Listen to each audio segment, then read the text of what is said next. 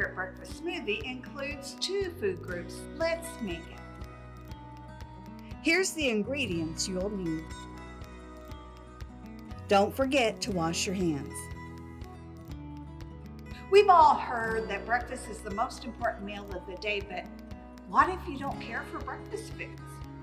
Try to avoid foods that are high in fat and sugar, but aim for 3 food groups. Just choose any kind of nutritious food that you like. Our fruit and yogurt breakfast smoothie includes 2 food groups, the fruit and the dairy. All you have to do is add a protein or a whole grain food and you have a complete breakfast. Let's make it. Let's add to a blender 1 ripe banana, 1 cup of pineapple or orange juice. I'm using orange juice today.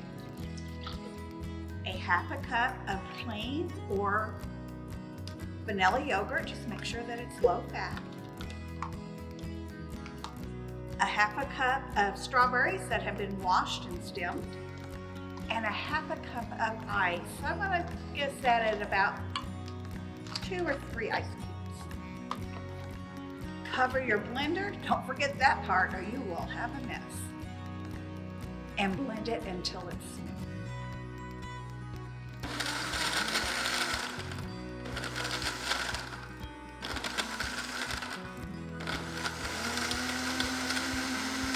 You can use different kinds of fruit, different flavors of juice or yogurt to make a new flavor profile.